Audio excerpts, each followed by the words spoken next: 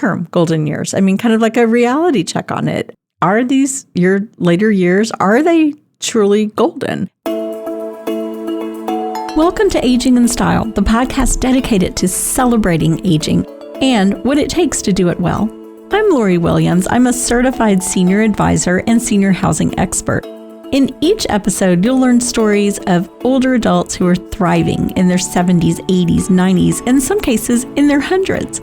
Whether you're an older adult or the child of an older adult, this podcast is filled with insightful resources, organizations that are doing incredible work, and stories that will inspire you to volunteer, learn, and who knows, maybe even skydive in your golden years. Hi, welcome to Aging in Style. Okay, y'all.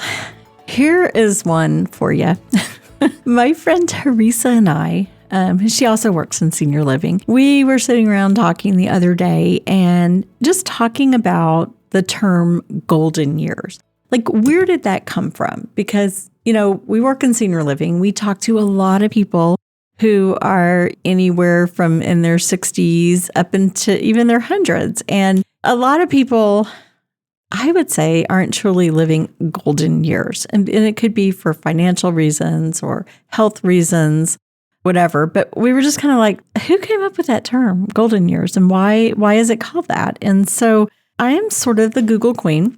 So I thought, well, let me just Google it and see where it came from. And I was surprised. Okay, y'all ready to hear where the term golden years comes from? It was a marketing ploy. So in the 1950s is when this term became very popular, and it was all due to an advertising campaign for Sun City, which was one of the first really large-scale retirement communities in the United States, and it was in Arizona. And they used it to market retirement as your golden, I'm doing air quotes, golden phase of life. And it was just to emphasize, kind of paint that picture of the potential for just happiness and freedom and just your reward after years of hard work.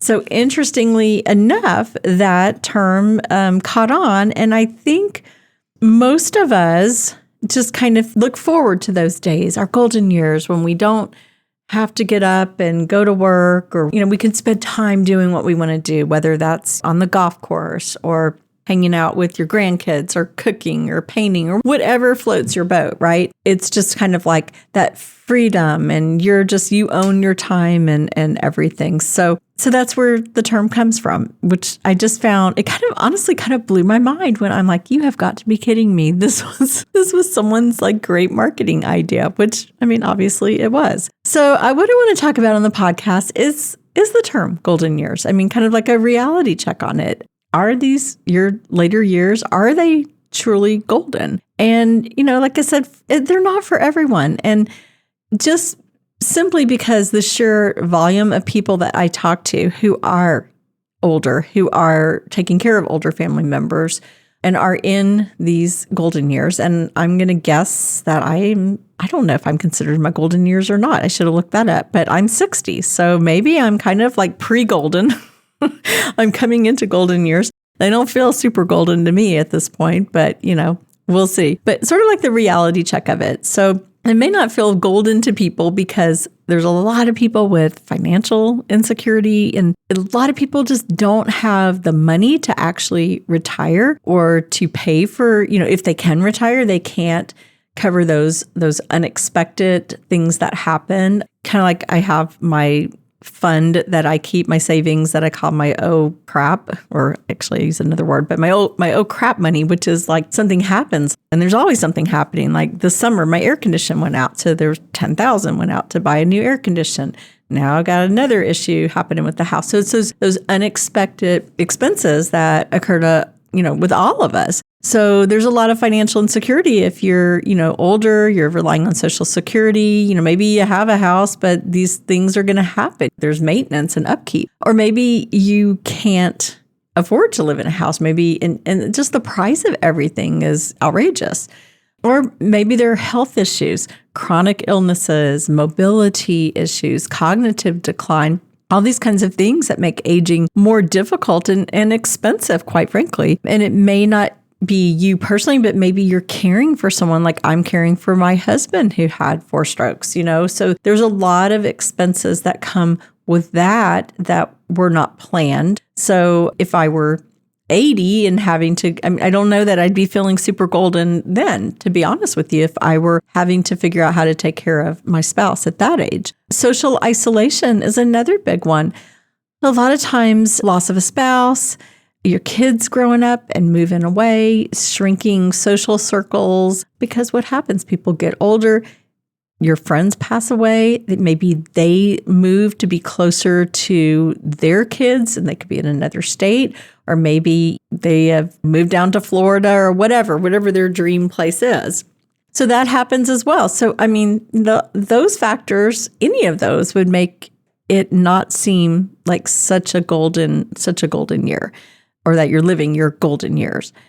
So I don't know, I'd be interested in y'all's perspective of this too. What do you think? Maybe that term needs to just go away. But so here are some other thoughts. So, people who are living their golden years, I think there is the potential to make your years those golden years, but you have to do some planning. And even with the best of planning, not necessarily will things go as wanted, because we never know what life has in store for us. But people who are, I would say, and I know people who I would say probably are enjoying their golden years, they are prepared. They prepared in advance financially.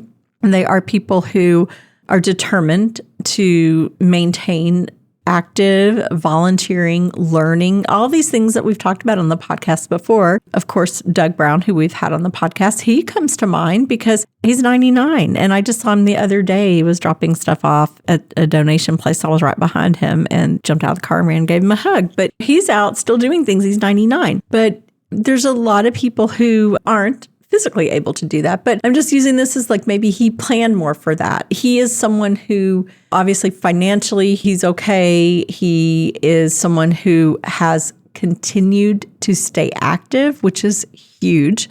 And a lot of times, and this, I would say he falls in this category too.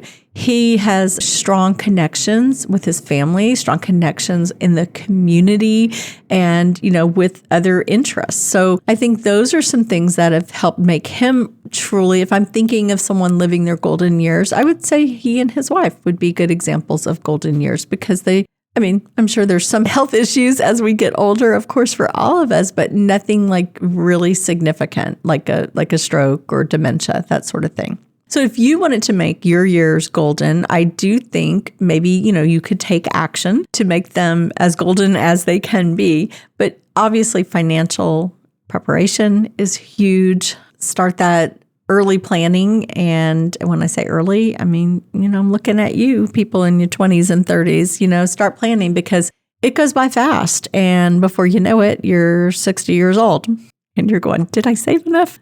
So that you really need to get a handle on it young. Health and wellness, make sure you're taking care of yourself, doing the things, I talk all the time about strokes because that's my life now with my husband. But as I share often with people, strokes are 80% of the time preventable, and go to your doctor. Make sure your blood pressure is under control. Make sure your cholesterol is under control. Do those things to keep yourself healthy. Social connections. Stay involved. Don't isolate and be in your house and just watching TV all day. That's not good for anyone. So join your senior center, join a church group, get out there and do things, go out with friends, go out to dinner. You have to stay involved. If you have mobility issues, maybe it's time that you go to a senior living community where you don't have to drive somewhere. It's not so difficult, but you can still go and play dominoes, or chicken foot that they play. Just keep yourself active and involved with other people. And I think purpose and legacy, everyone has a purpose no matter what your age, and everyone has a legacy. So I think it's important to kind of explore what that means to you, and maybe even what you leave behind to younger generations, or, giving back in some way. For me, I feel like my legacy is I'm only 60. I know that sounds so old to people that are 40. It sounded old to me when I was 40, but it doesn't sound so old anymore. It sounds quite young now, quite young. But I am thinking about my legacy more and more. And I feel that my legacy is what I have learned through the difficulties that we've been through with Mark's stroke, which is why I wrote my book. I have another book I'm going to be writing about caregiving. And just, I feel that my legacy and my purpose is to share what I have learned in this journey to help someone else who may be either going down the same path or maybe can avoid some of the pitfalls that we've gone through. So, I do think that's important for everyone because, like I said, we all have a purpose.